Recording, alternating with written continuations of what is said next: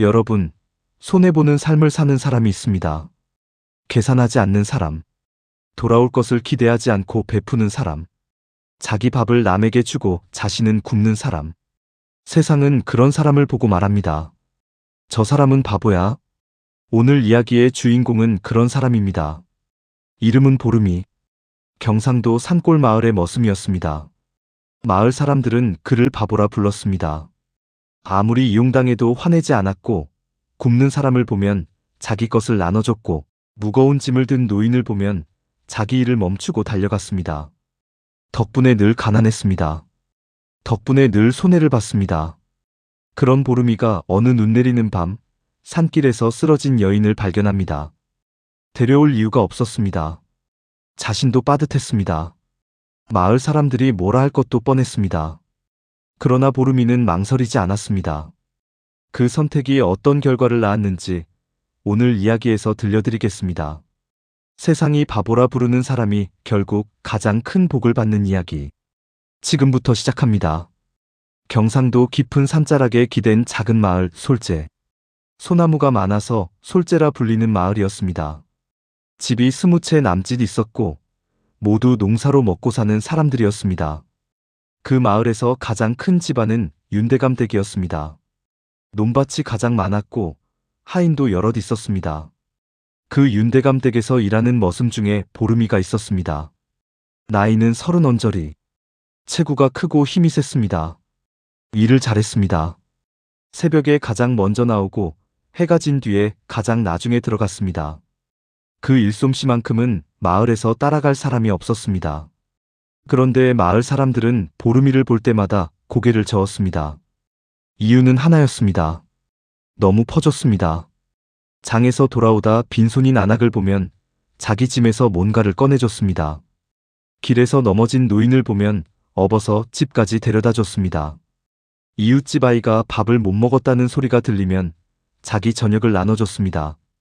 마을 사람들은 말했습니다. 저 보름이 이용당하는 것도 모르고 저러고 있네.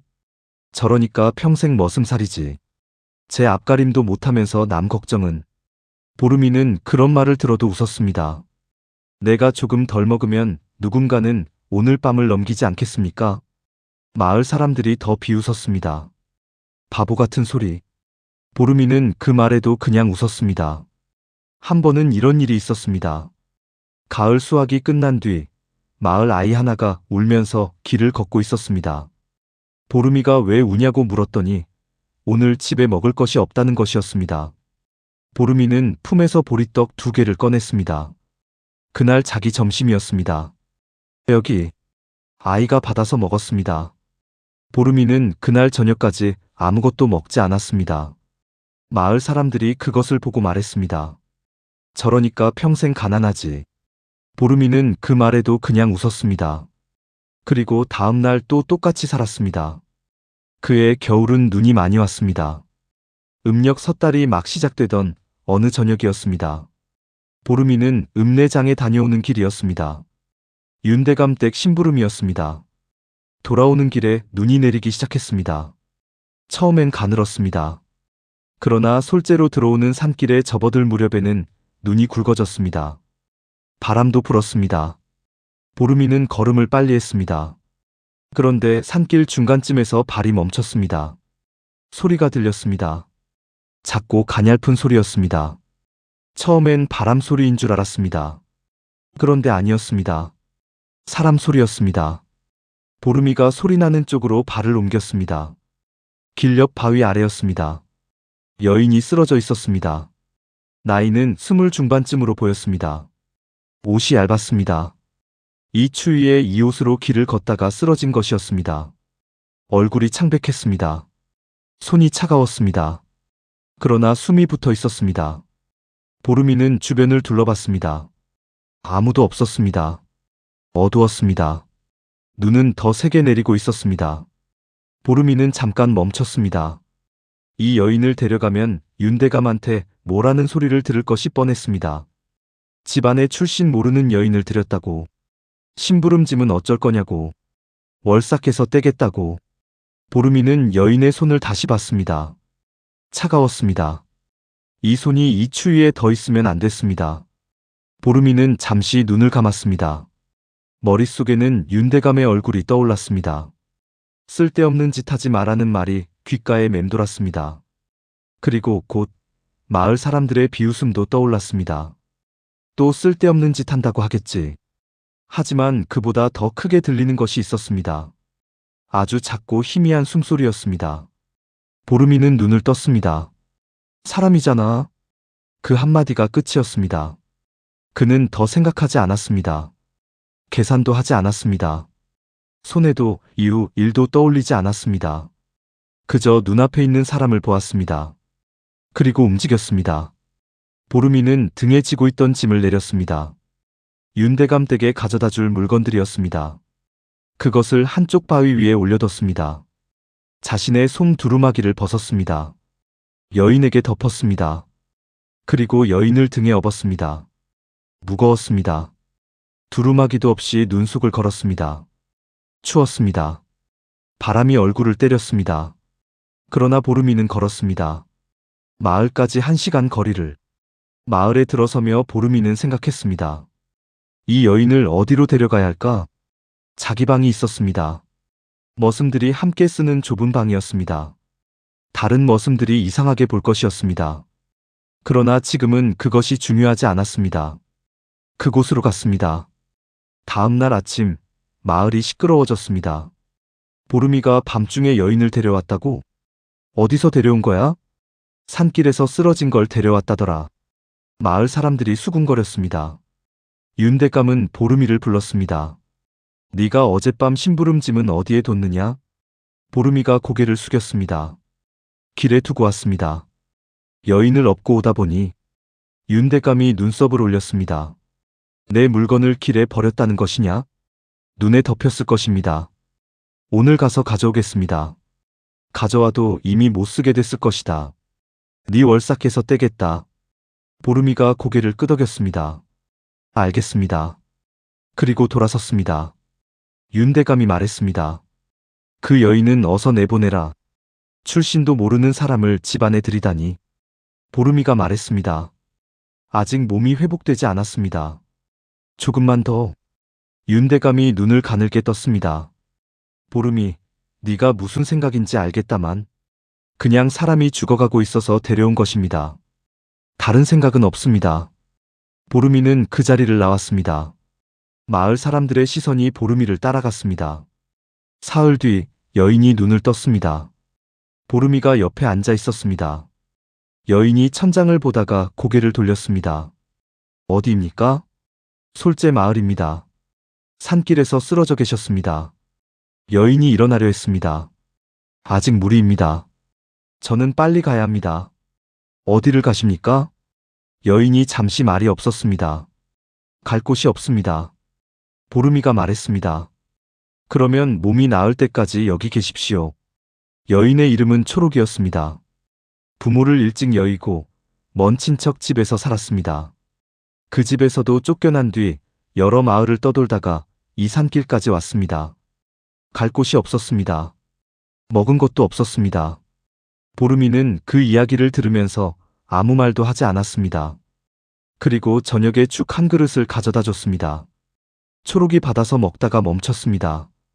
이것이 어른 것 아닙니까? 괜찮습니다. 어른은 드셨습니까? 보름이가 웃었습니다. 저는 좀 이따 먹겠습니다. 초록은 그 말이 거짓말인 것을 알았습니다. 보름이의 배에서 소리가 났기 때문입니다. 어른 것을 제가 먹으면 어른이 굶는 것 아닙니까? 보름이가 웃었습니다. 저는 워낙 조금 먹어도 됩니다. 걱정 마십시오. 초록은 그 말도 거짓말인 것을 알았습니다. 그러나 몸에 힘이 없었습니다. 억지로 거절할 수가 없었습니다. 초록은 죽그릇을 두 손으로 들고 한참 내려다봤습니다. 감사합니다. 그리고 먹었습니다. 초록이 회복된 것은 보름쯤 지났을 때였습니다. 몸이 나아지면서 초록은 가만히 있지 않았습니다. 새벽에 일어나 마당을 쓸었습니다. 밥을 지었습니다. 빨래를 했습니다. 그리고 날이 맑은 날이면 산으로 올라갔습니다. 빈손으로 내려오지 않았습니다. 풀을 가득 안고 내려왔습니다. 뿌리도 있었고 잎도 있었고 열매도 있었습니다. 보름이가 물었습니다. 그것이 무엇입니까? 약초입니다. 어디서 배웠습니까? 어릴 때 외할머니가 약초를 다루셨습니다. 그 옆에서 오래 봤습니다. 초록은 가져온 것들을 종류별로 나눴습니다. 다려야 하는 것, 말려야 하는 것, 빻아야 하는 것을 구분했습니다. 손놀림이 익숙했습니다. 초록은 약초를 다리면서 보름이에게 말했습니다. 이것은 뭐 했습니까? 하고 물으셔도 됩니다. 보름이가 고개를 저었습니다. 초록이 알아서 하는 것이 맞을 것 같습니다. 초록이 잠시 보름이를 봤습니다. 그리고 다시 약초를 다듬었습니다. 그러던 어느 날이었습니다. 이웃집 노인이 허리를 못 펴고 있다는 말이 들렸습니다. 오래된 병이었습니다. 어떤 약을 써도 낫지 않는다고 했습니다. 몇 년 된 일이었습니다. 초록이 말했습니다. 제가 가봐도 됩니까? 보름이가 고개를 끄덕였습니다. 초록이 약초 몇 가지를 챙겨 그 노인 집으로 갔습니다. 노인의 상태를 봤습니다. 어디가 막혔는지, 어떤 것이 필요한지를 살폈습니다. 그리고 약을 다렸습니다. 사흘째 되던 날, 노인이 허리를 조금 폈습니다. 닷새 뒤, 그 노인이 지팡이 없이 마당을 걷고 있었습니다. 마을 사람들이 몰려와서 봤습니다. 그리고 깜짝 놀랐습니다. 솔제 마을에서 윤대감 다음으로 힘있는 사람은 강씨 영감이었습니다. 강씨 영감은 마을 약재를 쥐고 있는 사람이었습니다. 읍내에서 약재를 사다가 마을 사람들에게 팔았습니다. 약이 필요한 사람은 강씨 영감에게 가야 했고 강씨 영감이 부르는 값에 사야 했습니다. 그런데 초록이 나타난 뒤부터 사람들이 강씨 영감을 찾지 않았습니다. 초록은 돈을 받지 않았습니다. 드리는 것입니다. 그러니 돈 있는 사람도 돈 없는 사람도 초록을 찾았습니다. 강씨 영감의 얼굴이 굳어갔습니다. 그리고 소문을 퍼뜨리기 시작했습니다. 저 여인이 쓰는 약초가 어디서 온 것인지 알 수 없다. 산에서 함부로 캔 것들이다. 잘못 쓰면 독이 될 수도 있다. 처음엔 한두 사람이 들었습니다. 그러나 소문은 빠르게 퍼졌습니다. 어느 날 마을 안악몇이 초록이 약초를 다듬는 자리로 왔습니다. 강씨 영감 말이 사실이요? 초록이 고개를 들었습니다. 무슨 말씀이십니까?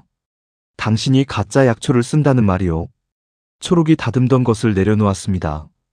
제가 직접 캔 것들입니다. 어디에서 나는 것인지 함께 산에 올라가서 보여드릴 수 있습니다. 안악이 말했습니다. 강씨 영감은 수십 년 약재를 다룬 사람이고 당신은 어디서 왔는지도 모르는 사람 아니오? 초록은 대답하지 않았습니다. 안악들이 돌아갔습니다. 이미 마음이 기운 사람들은 쉽게 돌아오지 않았습니다. 보름이는 그 모습을 지켜봤습니다. 그리고 아무 말도 하지 않았습니다. 무슨 말을 해야 할지 몰랐습니다. 다만 초록이 울지 않는 것을 봤습니다. 그냥 다시 약초를 다듬었습니다. 그 소문이 한창 퍼지던 어느 날 아침이었습니다. 강씨 영감 댁에서 소동이 났습니다. 영감의 손녀가 갑자기 쓰러진 것이었습니다. 열이 펄펄 끓었습니다. 강씨 영감이 자신이 가진 약재로 급히 약을 다렸습니다. 그런데 초록이 그 약 냄새를 맡더니 달려왔습니다. 그 약을 먹이면 안 됩니다. 강씨 영감의 얼굴이 붉어졌습니다. 네가 감히. 그 약재가 상했습니다. 지금 아이 상태에서 저것을 먹이면 위가 상합니다. 내가 수십 년 약재를 다뤘는데 네가 뭘 안다고. 초록이 멈추지 않았습니다. 색이 다릅니다. 냄새가 다릅니다. 저것은 오래된 것입니다. 사람들이 몰려들었습니다. 강씨 영감이 손을 들었습니다. 이 여인을 당장 쫓아내라. 그때 보름이가 나섰습니다. 잠깐만요. 모든 시선이 보름이에게 쏠렸습니다. 보름이는 며칠 전 강씨 영감 창고에서 본 것을 떠올렸습니다. 약재를 정리하는 것을 도왔을 때였습니다. 한쪽 구석에 오래된 약재들이 쌓여 있었습니다. 새 약재와 섞여 있었습니다. 보름이가 말했습니다. 영감님 창고에 있는 약재를 한번 직접 확인해 보시지요. 강씨 영감이 굳었습니다. 마을 사람들이 강씨 영감 창고 앞으로 몰려갔습니다. 창고 문이 열렸습니다. 초록이 안으로 들어가 약재들을 하나씩 봤습니다. 새 것처럼 보이는 것들이 있었습니다. 그러나 안쪽을 보면 달랐습니다. 색이 바랬고 냄새가 달랐습니다. 겉에만 좋은 것을 올려두고 안쪽에는 오래된 것들이 섞여 있었습니다. 초록이 말했습니다. 이것들은 못 씁니다. 노인 한 명이 앞으로 나왔습니다. 허리를 못 펴던 그 노인이었습니다. 이제는 지팡이 없이 걷는 노인이었습니다. 저도 봤습니다. 강씨 영감이 좋은 약재는 따로 보관하고 사람들에게 파는 것은 묵은 것들이었습니다. 마을 사람들의 얼굴이 달라졌습니다. 보름이가 말했습니다. 아이에게는 초록이 다려주는 약을 쓰시지요. 제가 책임지겠습니다. 사람들이 잠시 보름이를 봤습니다. 그리고 고개를 끄덕이기 시작했습니다. 초록이 아이를 봤습니다. 약초를 다렸습니다. 해가 지기 전에 아이의 열이 내렸습니다. 강씨 영감은 그날 이후 마을에서 다시는 약재 장사를 할 수 없었습니다. 윤대감이 직접 나서서 그 문제를 처리했습니다. 그 일이 있고 난 뒤 마을이 달라졌습니다.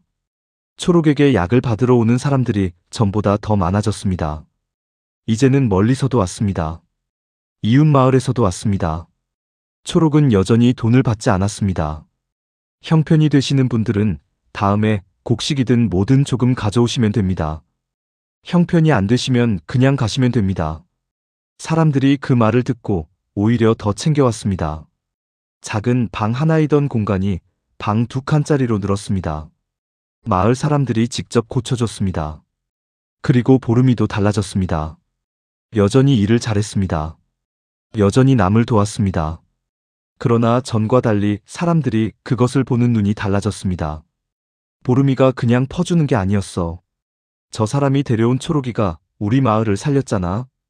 보름이는 그 말을 듣고 웃었습니다. 제가 한 것이 아닙니다. 초록이가 한 것입니다. 마을 어른이 말했습니다. 둘 다 한 것이지. 그해 봄, 솔재 마을에 잔치가 열렸습니다. 처음에는 몇 사람만 올 줄 알았습니다. 그러나 하나 둘 사람들이 모이기 시작했습니다. 예전에 보름이를 비웃던 사람들도 조용히 음식을 들고 마당으로 들어왔습니다. 누구는 말없이 쌀을 내려놓았고 누구는 장작을 쌓아두고 돌아섰습니다. 아무도 크게 말하지 않았지만 그들의 표정은 같았습니다. 미안함이었습니다. 그리고 고마움이었습니다. 한때 바보라 부르던 사내가 결국 자신들을 살렸다는 것을 모두 알고 있었기 때문입니다. 보름이는 그 모습을 보고 잠시 아무 말도 하지 못했습니다. 그저 멀리서 사람들이 가져온 것들을 바라보다가 조용히 고개를 숙였습니다. 그 순간 마을 사람들 역시 아무 말 없이 고개를 숙였습니다. 보름이와 초록의 혼례였습니다. 화려하지 않았습니다. 비단 옷도 없었습니다. 큰 상도 없었습니다. 그러나 마을 사람들이 전부 모였습니다. 누가 부탁한 것이 아니었습니다. 아이들이 꽃을 꺾어왔습니다. 안악들이 음식을 가져왔습니다. 노인들이 마당 한쪽에 자리를 잡고 앉았습니다. 허리를 못 펴던 노인이 지팡이 없이 앞줄에 앉았습니다. 보름이가 그 노인을 보고 웃었습니다. 노인이 말했습니다. 잘 살아라. 보름이가 고개를 숙였습니다. 초록이 마당에 나왔습니다. 아무도 꾸며주지 않았지만 화냈습니다. 둘이 나란히 섰습니다. 마을 어른이 말했습니다. 보름이 평생 퍼주며 살았는데 결국 가장 큰 것을 받았구나. 사람들이 웃었습니다. 보름이가 말했습니다. 저는 그냥 사람이 쓰러져 있어서 데려온 것뿐입니다. 초록이 옆에서 말했습니다. 그뿐입니다. 그리고 둘이 동시에 웃었습니다. 마당에 웃음이 가득했습니다. 오늘 이야기 어떠셨나요? 보름이는 평생 바보 소리를 들었습니다. 계산하지 않았습니다. 손해를 봐도 화내지 않았습니다. 자기 것을 남에게 줘도 아깝다 하지 않았습니다. 그 바보 같은 선택이 초록을 살렸습니다. 그리고 초록이 마을을 살렸습니다. 오늘 이야기에서 두 사람이 특별한 이유가 있습니다. 보름이는 초록을 살려줬지만 대가를 원한 것이 아니었습니다. 그냥 쓰러진 사람을 지나칠 수 없었을 뿐입니다. 초록은 도움을 받았지만 그 자리에 그냥 앉아있지 않았습니다. 자신이 할 수 있는 것을 했습니다. 두 사람 다 계산하지 않았습니다. 그 계산 없는 두 사람이 만나서 마을 전체가 달라졌습니다. 세상은 똑똑하게 사는 것을 칭찬합니다. 손해보지 않는 것을 현명하다 합니다. 남보다 먼저 챙기는 것을 능력이라 합니다. 그러나 오늘 이야기가 말하는 것은 다릅니다. 눈앞에 쓰러진 사람 앞에서 멈추는 것, 자신이 가진 것을 필요한 사람에게 나누는 것, 대가를 바라지 않고 하는 것. 보름이는 눈 내리는 그 밤에 멈추지 않아도 됐습니다. 그냥 지나가면 됐습니다. 아무도 뭐라 하지 않았을 것입니다. 초록이 거기서 그대로 있었다면 다음날 아침 누군가 발견했을 것입니다. 아니면 발견하지 못했을 수도 있습니다. 그러나 보름이는 멈췄습니다. 두루마기를 벗었습니다. 자기 짐을 내려두고 사람을 업었습니다. 그것뿐이었습니다. 그런데 그것이 모든 것이 됐습니다. 그것이 결국 가장 큰 것을 만들어냅니다. 보름이는 마지막에 말했습니다. 그냥 사람이 쓰러져 있어서 데려온 것뿐입니다. 그뿐이었습니다. 그런데 그뿐이 모든 것이 됐습니다. 오늘 이야기 즐거우셨다면 구독과 좋아요 눌러주세요. 댓글로 오늘 이야기에서 가장 기억에 남는 장면을 알려주시면 정말 큰 힘이 됩니다. 다음 이야기도 기다려주세요. 감사합니다.